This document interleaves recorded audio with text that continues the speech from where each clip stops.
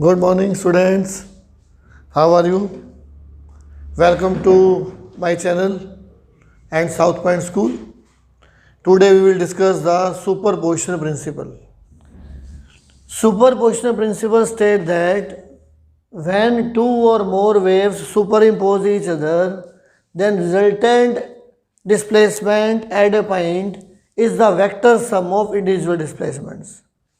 Superposition principle कहता है कि व्हेन टू और more waves superimpose each other then resultant displacement at a point is the vector sum of individual displacements. For example, this is the one wave, this is the one wave and this is the displacement at any time t. At any point displacement is y1. Now this is a second wave. In case of second wave, displacement at this particular time is y2.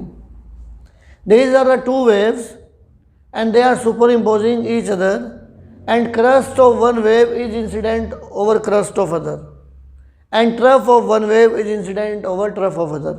In this case, resultant displacement will become y1 plus y2, and superposition is called constructive superposition. Constructive superposition. In constructive superposition, resultant displacement is y1 plus y2. In case of constructive superposition, resultant displacement is y1 plus y2. तो superposition principle कहता है when two or more waves superimpose each other, then resultant displacement at a point is the vector sum of individual displacement. If crust is incident over crust, in that case y will become y1 plus y2. displacement जो है वो increase हो जाएगा, and that is called constructive superposition. And in case of destructive superposition, crust of one wave is incident over trough of other. Crust of one wave is incident over trough of other. Then displacement is y1 here, this displacement is y2. Then resultant displacement will become y1 minus y2. So y is equal to y1 minus y2. And this is the destructive superposition. In constructive superposition, resultant displacement plus कर देंगे, इसमें y1 minus y2 हो जाएगा. Clear? तो this is the superposition principle. Now we will discuss the interference. Interference, and before interference we will discuss coherent source. Two sources are said to be coherent if they are producing the waves of same frequency, same wavelength, and having zero or constant phase difference between them. ये जो दोनों waves थी, इनके बीच में phase difference zero है. ये जो wave है ये यहाँ से स्टार्ट हुई, इसके बीच में फेज डिफरेंस है पाई, या इधर से भी स्टार्ट हो सकती थी. तो to sources are said to be coherent if they are producing waves of same frequency, same wavelength, having zero or constant phase difference between them. या तो फेज डिफरेंस जीरो होना चाहिए या कांस्टेंट होना चाहिए. तो ऐसे सोर्स को बोलते हैं हम कोहेरेंट सोर्स. क्वेश्चन है, can two identical bulbs act as coherent? क्या दो आइडेंटिकल बल्ब आपस में कोहेरेंट का काम करेंगे? आंसर है नो. अगर इस रूम के अंदर ये दोनों बल्ब लगे हुए हैं, बिल्कुल आइडेंटिकल हैं, सेम कंपनी के हैं, सेम वोल्टेज के हैं, but they are not treated as coherent source because they are producing the different frequencies. ये अलग अलग फ्रीक्वेंसी की लाइट प्रोड्यूस करेंगे. सपोज जो सोर्स ऑफ लाइट है इन बल्ब्स में वो है de excitation of atom. Atoms जब डी एक्साइट होंगे तो फ्रीक्वेंसी एमिट करेंगे. बट अगर आप ध्यान दो एटम्स तो मिलियंस हैं और सबका डी एक्साइटेशन का प्रोसेस जो है वो आइडेंटिकल नहीं होगा. फिर समझो, सपोज आप स्कूल से घर आ रहे हो, छुट्टी हो रही है स्कूल से, तो वैसे तो ओवरऑल प्रोसेस सेम दिख रहा है कि स्कूल की छुट्टी होगी, सारे बच्चे अपने घर जा रहे हैं, बट जो प्रोसेस आपका, जो मैकेनिज़्म आपका चलने का है, जैसे फुट स्टेप आपने कल रखे थे जहाँ पे, आज भी वहाँ रखोगे, ज़रूरी थोड़ी है। जिस वे से कल आप घर गए थे उसी वे से एग्जैक्टली सेम वे से आप सेकेंड डे नहीं जाओगे। तो same is here, two identical bulbs can not act as coherent because they are producing the waves of different frequencies. फिर आता है कोहेरेंट सोर्स प्रोड्यूस कैसे कर सकते हैं। कोहेरेंट सोर्स प्रोड्यूस करने का एक सिंपल सा मेथड है मिरर इमेज। एक सोर्स लिया and take the mirror image of that source, तो दोनों कोहेरेंट हो गए। या ये आपने क्या लिया, कोई कार्डबोर्ड है, इसमें होल कर दिया, ये सोर्स हो गया। इसके आगे एक कार्डबोर्ड रख दिया, इसके अंदर दो होल कर दिए, S1 S2। तो ये जो दोनों सोर्स हैं लाइट के, दोनों क्या होंगे, कोहेरेंट सोर्स होंगे।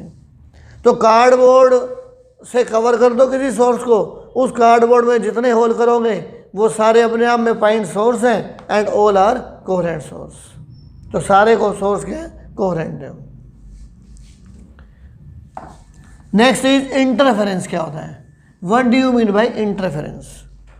Interference is the redistribution of energy when waves from two coherent sources superimpose each other. Redistribution of energy when waves from two coherent sources superimpose each other. वैसे तो अगर two sources में अगर इस board पे अगर illuminate कर रहा हूँ तो आपको रेगुलर इल्यूमिनेशन दिखाई दे रहा है, कहीं एनर्जी जो है वो यूनिफॉर्मली डिस्ट्रीब्यूट दिखाई दे रही है इस बोर्ड के ऊपर। अगर इंटरफेरेंस होगा तो फिर लाइट जाएगी इस टाइप से, ये रीजन बनेंगे आपके।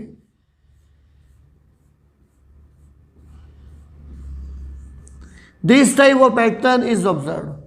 कहीं पे ब्लैक रीजन, कहीं पे वाइट रीजन, कहीं ब्लैक कहीं white, alternate black and white region you are getting, and this process is called interference.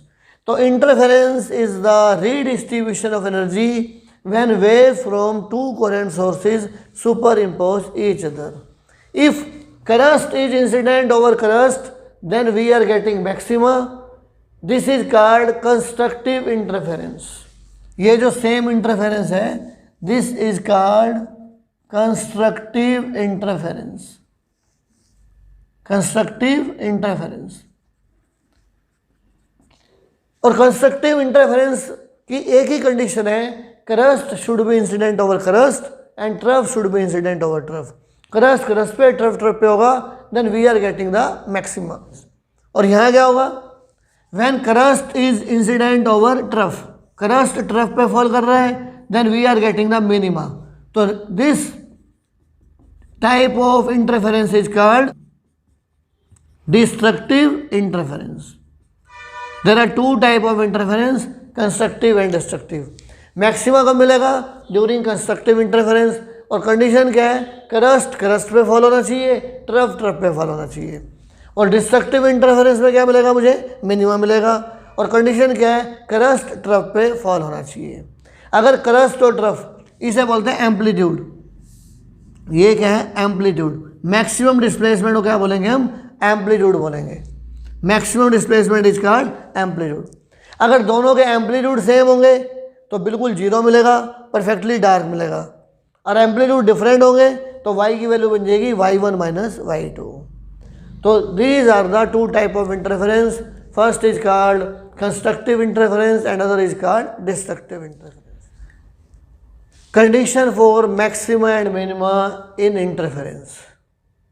अभी जो मैं समझा रहा हूँ वो एग्ज़ाम में लिखना नहीं है आपको। एग्ज़ाम में लिखने के लिए तो मैथमेटिकल लिखना है, ये आपको टॉपिक को क्लियर करने के लिए मैं लिख रहा हूँ। सबसे पहले करेंगे for maxima.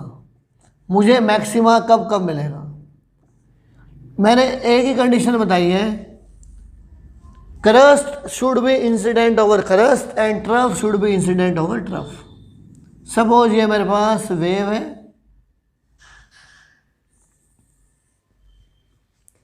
this is 0, this is lambda wavelength, this is 2 lambda and this is 3 lambda, like this.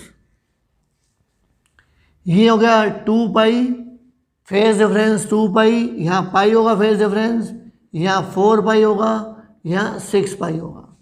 ये क्या है, 2 pi 6 pi, these are the phase difference. और lambda is the path difference. ये लैम्डा है, 2 लैम्डा 3 लैम्डा है। Suppose second wave जो start हो रही है वो 0 से ही स्टार्ट हो रही है, लाइक दिस। वेव स्टार्ट हुई यहाँ से, ये पॉइंट है ओ डैश। तो वेव अगर यहाँ से स्टार्ट हो रही है तो this is the condition. In this wave crest is incident over crest and trough is incident over trough, we are getting maxima. For maxima path difference should be equal to 0। अगर दोनों का path difference 0 है तो मुझे maximum मिलेगा। And phase difference, second क्या है, phase difference, इसका नाम है phi, and that should be 0। Phase difference 0 होगा तब भी मुझे मैक्सिमम मिल रहा है, पाथ डिफरेंस 0 है तब भी मुझे मैक्सिमम मिल रहा है इन दिस सिचुएशन। ये फर्स्ट कंडीशन आ गई। सेकंड, अगर मैं वेव्स को यहाँ से स्टार्ट कर दूँ, यहाँ से स्टार्ट ना करके मैंने वेव को स्टार्ट किया ओ डैश यहाँ से, तब भी क्या हुआ, क्रस्ट ट्रफ, तब भी क्या मिल रहा है मुझे, मैक्सिमम मिल रहा है। मतलब ये हुआ अगर पाथ डिफरेंस लैम्डा हो जाए और फेज डिफरेंस दोनों वेव्स के बीच में 2 पाई हो जाए तब भी क्या मिलेगा, constructive interference. Path difference lambda and phase difference 2 pi. Again we are getting maxima. अब अगर मैं वेव को यहाँ से शुरू कर दूँ, ओ डैश यहाँ पे पॉइंट है, in this case crest incident over crest, trough incident over trough, we are getting maxima. तो इन दोनों वेव्स का जो पाथ का डिफरेंस है वो है 2 लैम्डा और फेज डिफरेंस क्या है 4 पाई। तो जनरल क्या हो जाएगा, path difference n lambda and phase difference 2n pi. तो this is the condition for maxima. Maxima के लिए क्या है, path difference should be equal to n lambda और n की वैल्यू होनी चाहिए 0 1 2 3 and so on, and phase difference should be 2n pi. Phase difference होना चाहिए 2n पाई और n की वैल्यू 0 1 2 एंड सो ऑन। ये जो कंडीशन मैंने यहाँ डायग्राम को देख के निकाली है ये सिर्फ आपके समझने के लिए है। आप अगर एग्जाम में ऐसा करोगे तो हाफ मार्क्स से मिलेगा, वो इसको बनाओ या मत बनाओ। हम लोग ये सारी कंडीशन मैथमेटिकली प्रूव करने वाले हैं। तो मैथमेटिकल आपको आसान लगे तो पहले मैंने एडवांस में बता दिया कि फेज डिफरेंस 2n पाई और पाथ डिफरेंस n लैम्डा होता है फॉर मैक्सिमा। और ये कंडीशन आपको भूलनी नहीं है, इंटरफेरेंस में काम आएगी, याद रखनी है। क्लियर। अब निकालते हैं for minima. Next is condition for minima. For minima, minima के लिए एक ही रूल है और वो रूल क्या है, crest should be incident over trough. Crest trough पे कोई फॉल करेगा तो क्या मिलेगा, मिनिमा मिलेगा। देख लो, यहां से शुरू करता हूं मैं, लाइक दिस। ये ओ डैश है। अब यहां क्या है, ट्रफ ट्रफ, तो क्या मिलेगा, मिनिमा मिलेगा। We are getting minima if path difference x ले लो, path difference should be equal to lambda by 2, ये लैम्डा बाई 2 है, path difference lambda by 2 and phase difference should be equal to pi. अगर phase difference pi है और path difference lambda by 2 है तो हमें क्या मिल रहा है, मिनिमा मिल रहा है। ये क्या होगा, 3 लैम्डा बाई 2 और ये हो जाएगा 3 पाई। सेकंड सिचुएशन क्या है कि वेव स्टार्ट हो रही है इस पॉइंट से, ओ डैश से, ओ डैश आगे शिफ्ट कर दिया। अब ये जो डिस्टेंस है, this distance is 3 lambda by 2 और इन दोनों के बीच में फेज डिफरेंस है 3 पाई। तो फेज डिफरेंस होगा 3 पाई और पाथ डिफरेंस होगा 3 lambda by 2, then we are getting the minima. Crest trough पे फॉल कर रहा है तो मिनिमा मिलेगा। और नेक्स्ट सिचुएशन में इसको भी हटा दूं मैं यहाँ से, वेव स्टार्ट हो रही है इस पॉइंट से। अगर इस पॉइंट से वेव स्टार्ट होगी तो इन दोनों के बीच में जो पाथ डिफरेंस है वो है 5 लैम्डा बाई 2 और फेज डिफरेंस क्या है 5 पाई। देख लो ये 5 पाई है, यहाँ तो 0 है ना, ये तो 0 है, तो इनका डिफरेंस कितना हो गया, ये डिफरेंस हो गया 5 lambda by 2। Path difference 5 lambda by 2 और फेज डिफरेंस 5 पाई। तो path difference 5 lambda by 2 and this is 5 पाई। तो पार्ट डिफरेंस का फॉर्मूला क्या बन जाएगा, 2n minus 1 lambda by 2 and phase difference will become 2n minus 1 into pi, और n की value आ जाएगी 1 2 3 एंड सो ऑन। ये ओड वैल्यू है, पाई 3 पाई 5 पाई, ये है ओड वैल्यू। ये 2n माइनस 1 लैम्डा बाई 2, तो ये कंडीशन आ गई। These are the condition for maxima and minima. Next topic is condition for maxima and minima in interference. सबसे पहले ये वेव्स है, कोई भी क्लास 11th में हमने पढ़ा था, this is the simple harmonic wave. और सिंपल हार्मोनिक वेव की इक्वेशन होती है y is equal to R या A sine omega T plus phi, general कर दिया, y is equal to A sine omega T plus phi. यहाँ y का मतलब होता है डिस्प्लेसमेंट, a का मतलब होता है एम्पलीट्यूड, ओमेगा होता है angular frequency, omega T plus phi total phase, और फाई होता है initial phase, not phase difference. ये फाई नोट जो है दिस इज इनिशियल फेस। तो ये आ गया equation for simple harmonic motion. Omega का फॉर्मूला होता है 2 pi by T and that is 2 pi nu. New is frequency and T is the time period, time of one wave, time of one cycle. तो ये हमें equation जो हैं वो ध्यान होनी चाहिए। अब हम लोग क्या कर रहे हैं, suppose y1 is equal to A sine omega T,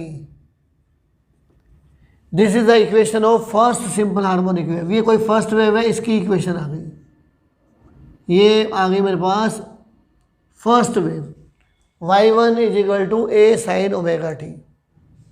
second wave जो है उसका एम्पलीट्यूड मान लिया b sine omega T plus phi, equation 2। सेकेंड वेव कैसे भी शुरू कर दो, चाहे यहाँ से शुरू कर दो, कहीं से शुरू कर दो, इन दोनों के बीच का जो फेज डिफरेंस है वो है फाई, b है इसका एम्पलीट्यूड। कोरेंट सोर्सेज में यही होता है, एम्पलीट्यूड कुछ भी हो, फ्रीक्वेंसी सेम होनी चाहिए और जीरो या कांस्टेंट फेज डिफरेंस होना चाहिए। तो मैंने फेज डिफरेंस जनरल ले लिया कांस्टेंट। तो फर्स्ट इक्वेशन है y1 और सेकंड वेव की इक्वेशन है y2। y2 is equal to b sine omega T plus phi and according to superposition principle y is equal to y1 plus y2। General formula क्या है, हम इनको add कर देंगे, y is equal to y1 plus y2, add कर दो, a sine omega T plus b sine omega T plus phi, ठीक। y is equal to a sine omega T plus b sine a plus b लगा दो। Sign a plus b क्या होता है, sine a plus b is equal to sine a cos b plus cos a sine b। यानी कि जब इनका resultant निकालूंगा, रिजल्टेंट भी तो ऐसी इक्वेशन आएगी, SHM इक्वेशन आएगी। तो b sine a cos b plus cos a sine b, y is equal to a sine omega T plus b cos phi sine omega T plus b sine phi cos omega T. Simply solve करना है। y is equal to common ले लो sine omega T, a plus b cos phi into sine omega T plus b sine phi cos omega T. अब इस equation को solve करना है। अगर आपको ध्यान हो, जब मैं सुपर इम्पोज करूंगा तो रिजल्टेंट वेव भी तो इसी टाइप से बनेगी।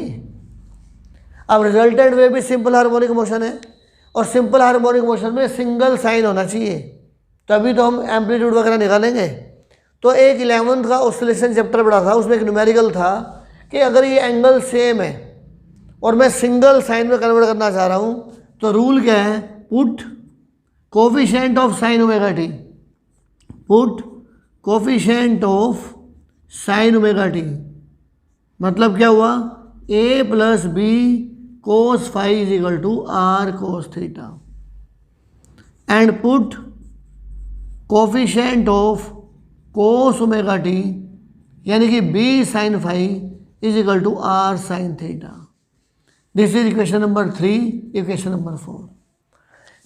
ये जो मैंने सब्स्टिट्यूशन करना है वो इसलिए करना है ताकि मैं ऐसी इक्वेशन ले आऊँ, क्योंकि जब मैं दो वेव को सुपरइम्पोज करूँगा तो भी तो SHM ही मिलेगा, और SHM की सिंपल हार्मोनिक मोशन की इक्वेशन में सिंगल साइन या सिंगल कोस होना चाहिए। यहाँ तो साइन कोस मिक्स है, तो इसको सिंगल में कन्वर्ट करने के लिए हम लोग कर रहे हैं।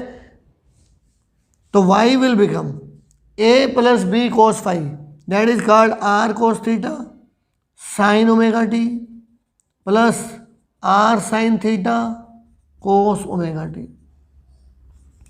y is equal to r common sine omega t cos theta plus cos omega t sine theta. तो ये आ गया y is equal to r sine omega t plus theta. ये इक्वेशन आ गई। तो ये y आ गई इस टाइप की equation, y is equal to r sine omega t plus theta. यहाँ r क्या है? Amplitude of resultant wave. जो रिजल्टेंट वेव है इसका एम्पलीट्यूड क्या है? r है। इसका एम्पलीट्यूड a है, ये a, इसका एम्पलीट्यूड क्या है? b, और इसका एम्पलीट्यूड क्या होगा? r is the amplitude of resultant wave, और theta is the phase difference between first wave and resultant wave. Omega T इसमें फेज डिफरेंस है, पहले वाले में फेज है, इसमें क्या ओमेगा टी प्लस थीटा। तो फर्स्ट और लास्ट में रिजल्टेंट में थीटा फेज डिफरेंस है।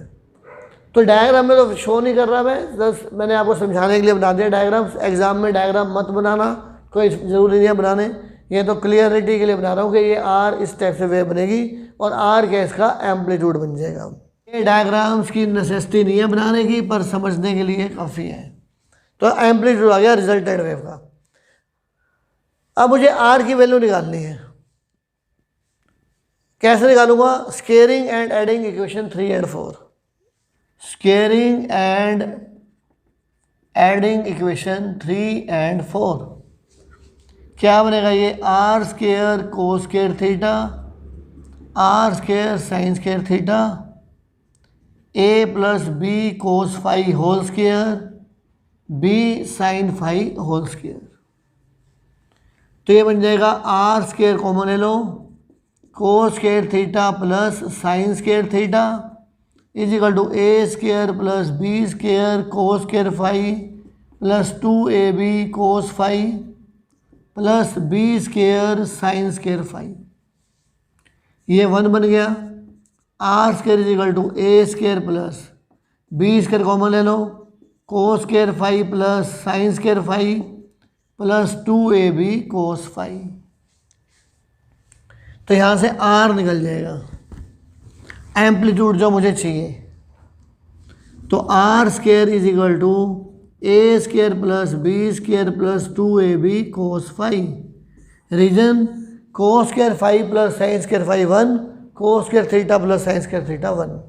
तो आर की वैल्यू क्या बनेगी? Amplitude of resultant wave under root a square plus B square plus 2ab cos phi. This is the amplitude of resultant wave. अब एक टर्म और आती है intensity. Intensity is directly proportional to amplitude square. ये result याद करना। Intensity of wave is directly proportional to amplitude square. I directly proportional to amplitude square. ठीक, यहाँ पे एनर्जी का मतलब है इंटेंसिटी। वेव ऑप्टिक्स में एनर्जी क्या होती है? इंटेंसिटी। इंटेंसिटी का डिस्ट्रीब्यूशन होगा तो एनर्जी का डिस्ट्रीब्यूशन हो गया। लेकिन अगर मैं बात करूँ एटम न्यूक्लियाई में, वहाँ फ्रिक्वेंसी था एनर्जी का मतलब। ये मैंने उस लेक्चर में भी डिफरेंस बताया था कि वेव थ्योरी में और पार्टिकल थ्योरी में डिफरेंस क्या है। पार्टिकल थ्योरी में एनर्जी का मतलब क्या था? h न्यू फ्रिक्वेंसी, और यहाँ एनर्जी का मतलब है इंटेंसिटी। तो intensity of light directly proportional to amplitude square. तो क्या आएगा? जो रिजल्टेंट है उसकी I directly proportional to are square. जो फर्स्ट है I1 directly proportional to A square and I2 directly proportional to b square. Put कर रहे हैं यहाँ पे, क्या बन जाएगा? यहाँ से I will become equal to, तो I directly proportional to are square, तो I directly proportional to A square plus B square plus 2ab cos phi. This is the intensity of resultant wave. और second I is equal to A square I one B square I two two A root I one root I two cos phi. These are the results. तो ये आपने निकाल दी intensity of resultant wave. तो अब यहाँ से मुझे मैक्सिमा और मिनिमा निकालना है कि मैक्सिमा कब मिलेगा और मिनिमा कब मिलेगा। तो अभी जो मोस्ट इंपॉर्टेंट रिजल्ट आ गया वो ये आ गया, intensity directly proportional to A square plus B square plus 2ab cos phi और I is equal to I one plus I two plus 2 root I one I two cos phi.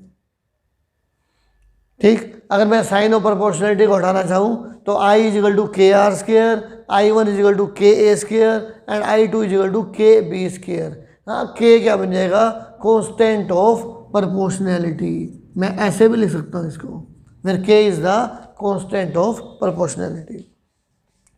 तो ये तो आपको एक्सप्रेशंस तक drive करना है। अब यहाँ से चलेगा डिस्कशन ऑफ रिजल्ट। यहाँ से आएगा कंडीशन फॉर मैक्सिमम मिनिमा कब होगी, तो वो डिफरेंट क्वेश्चंस कैसे बनते हैं वो सारे यहाँ से डिस्कस करेंगे। तो I directly proportional to A square plus B square plus 2ab cos phi. तो आई है intensity of resultant wave directly proportional to A square plus B square plus 2ab cos phi. अब निकालना है for maxima. Maximum value कब होगी, क्योंकि A B five सिर्फ कोस five है जिसकी वैल्यू चेंज हो सकती है। कोस फाइव की सबसे ज़्यादा वैल्यू होती है, मैक्सिमम वैल्यू होती है +1 और मिनिमम वैल्यू होती है -1। अगर कोस फाइव मैक्सिमम होगा तो आई भी क्या होगा, मैक्सिमम होगा। तो I for maxima cos phi should be equal to 1। अगर कोस फाइव 1 है तो फाइव की वैल्यू क्या बनेगी, कब होता है theta 0, cos theta 0 cos phi cos 0 1, cos phi 1 है तो 1 कब होता है, when phi is equal to 0 degree. अगर फाइव 0 है तो 1 मिलेगा, फिर इसके अंदर 2π ऐड कर दो फिर 1 मिल जाएगा, 4π ऐड कर दो फिर 1 मिल जाएगा, 6π ऐड कर दो फिर बन जाएगा। तो क्या बन जाएगा 2nπ और n की वैल्यू 0 1 2 3 एंड सो ऑन। तो ये मैथमेटिक्स में फॉर्मूला है, cos phi is equal to 1 तो phi should be 0, phi should be 2π 4π 6π and so on. तो इन एंगल्स पे कोस फाइव की वैल्यू 1 होती है। तो फाइव आ गया 2nπ, ये आ गया फेस डिफरेंस जो कंडीशन हमने ड्राइव करनी थी। ठीक, अब पार्ट डिफरेंस की भी कंडीशन निकालनी है। तो एक फॉर्मूला मैं और बता रहा हूँ कैसे करना है। ये देखो, ये दो वेव है, इन दोनों के बीच का पार्ट डिफरेंस है लैम्डा और फेस डिफरेंस कितना है 2π। If phase difference is 2π then path difference lambda. If phase difference 1 then path difference lambda by 2π. If phase difference is phi then path difference x is equal to lambda by 2π into phi. तो ये result आ गया, path difference is equal to lambda by 2π into phase difference. Path difference x lambda by 2π और phase difference कितना रखा है 2nπ। तो क्या आंसर बन गया n लैम्डा।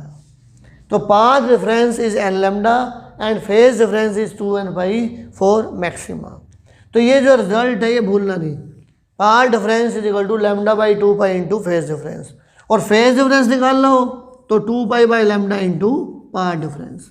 तो पाथ डिफरेंस से फेस डिफरेंस और फेस डिफरेंस से पार्ट डिफरेंस हम लोग इस फॉर्मूले से निकाल सकते हैं। तो मैंने निकाल दिया फेस डिफरेंस और पार्ट डिफरेंस फॉर्मूला लगाया तो बन गया n lambda.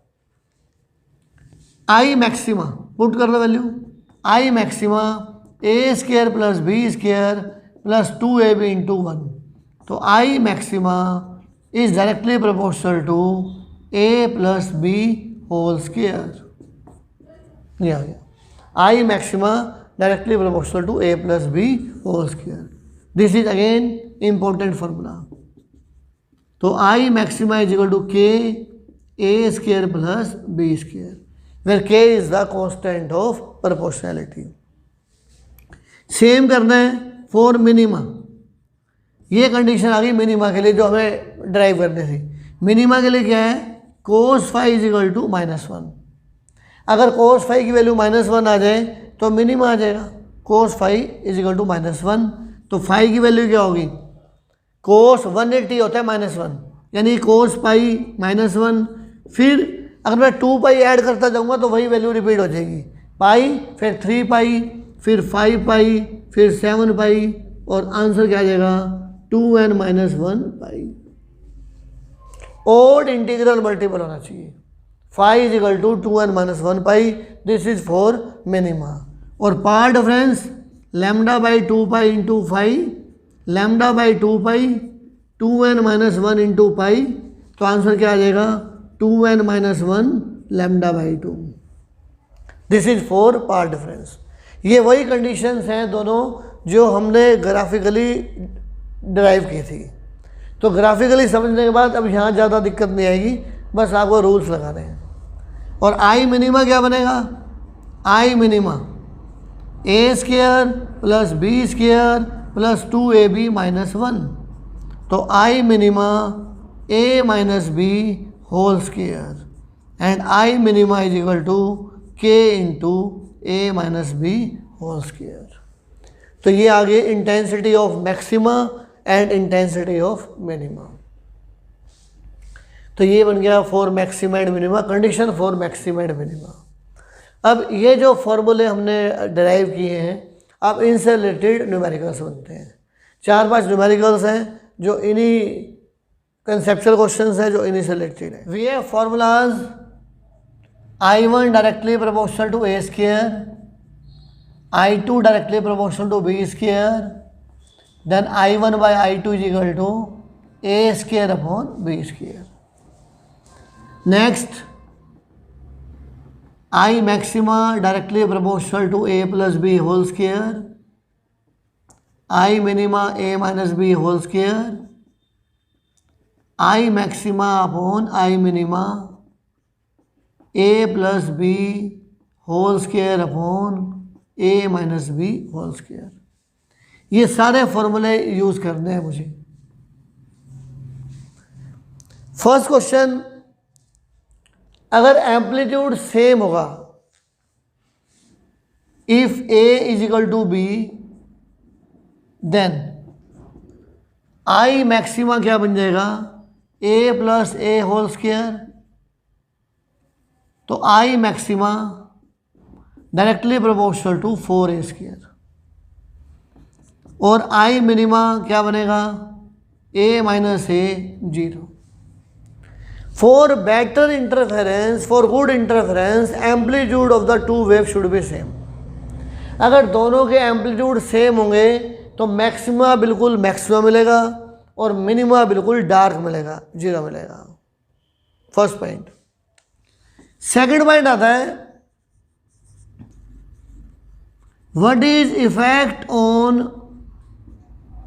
Brightness of maxima, brightness of maxima and minima if amplitudes of waves are not same. मतलब ए बी के इक्वल नहीं है, तब क्या होगा। हम एक एग्जांपल से करते हैं। आई मैक्सिमा है A plus B whole square और आई मिनिमा है A minus B whole square. First case A is equal to B is equal to 5, मैंने 5 ले लिया, तो यहां क्या होगा, आई मैक्सिमा बोलो क्या होगा, आई मैक्सिमा 5 प्लस 5 10 100 आ जाएगा, और आई मिनिमा 0 आ जाएगा। 5 माइनस 5 0। अगर ए और बी सेम नहीं है, ए 5 और बी मैंने ले लिया 4, तो आई मैक्सिमा 5 प्लस 4 9, 9 का स्क्वायर 81, और आई मिनिमा क्या आ जाएगा 5 माइनस 4 1, तो आई मिनिमा आ जाएगा 1। तो रिजल्ट क्या निकालोगे, if amplitude of the two interfering waves are not same then intensity of maxima decreases. कहाँ 100 था, कहाँ 81 हो गया। Intensity of maxima decreases and intensity of minima increases. Minima की इंटेंसिटी इंक्रीज हो जाएगी, मिनिमा बिल्कुल डार्क नहीं होगा और मैक्सिमा बिल्कुल ब्राइट नहीं होगा। तो if amplitudes are not same then intensity of maxima decreases and intensity of minima increases. ये रिजल्ट आ गया आपका। ये फर्स्ट कंसेप्चुअल क्वेश्चन है, what will happen to the intensity of maxima and minima if amplitude of interfering waves are not same. A is not equal to B, then maxima की intensity कम हो जाएगी और मिनिमा की intensity increase हो जाएगी। That interference obey the law of conservation of energy. मैंने बोला है कि interference is the redistribution of energy, मतलब जो बिफोर इंटरफेरेंस इन एनर्जी थी वही आफ्टर इंटरफेरेंस होगी। यहाँ एनर्जी होती है intensity. Prove that interference obeys the law of conservation of energy। यानी जो मैं बोल रहा हूं रीडिस्ट्रीब्यूशन ऑफ एनर्जी है वो प्रूव भी करना है। कहता है I1 directly proportional to A square, I2 directly proportional to b square before interference. Before interference I is equal to I1 plus I2, I directly proportional to A square plus B square. ये before interference आ गई।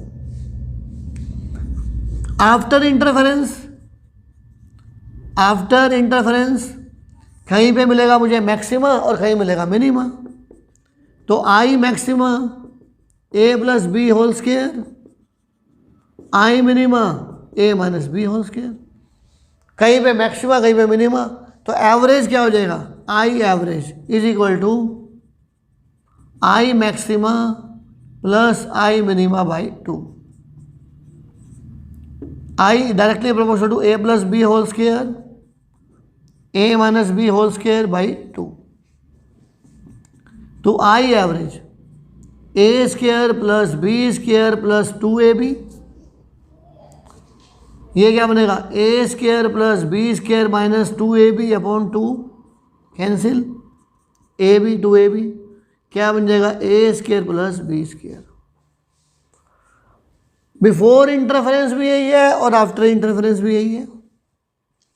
Intensity before interference and after interference will remain same and hence interference obeys the law of conservation of energy.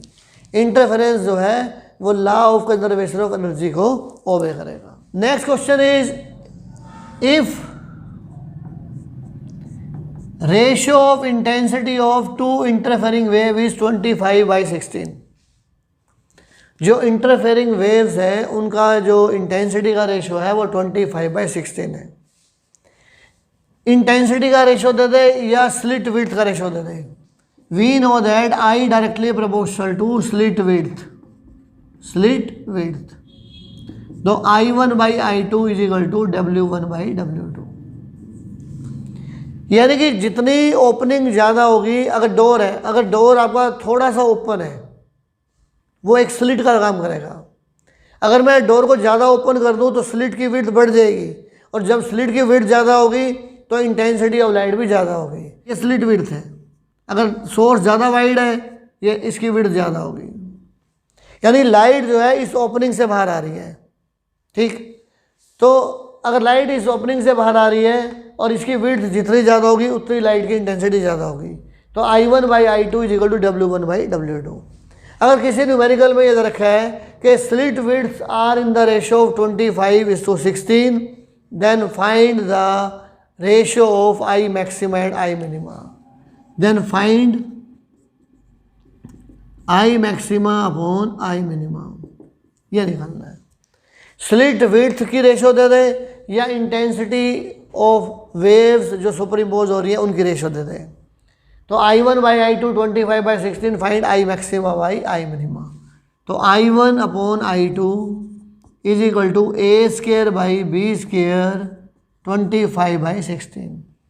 Under root ले लो, a by B is equal to 5/4, a is equal to 5b/4। मुझे क्या निकालना है? I maxima upon I minima, a plus B square a minus B square. अब a की value क्या है मेरे पास? 5b/4 plus B square upon 5b/4 minus B whole square. क्या बन जाएगा? 9b/4 whole square b/4 whole square. ये बन जाएगा 81b²/16, ये भी होगा b²/16, तो आंसर आ जाएगा 81:1। तो आई मैक्सिमम और आई मिनिमा की रेशो आ गई 81:1। I1/I2 निकालना है।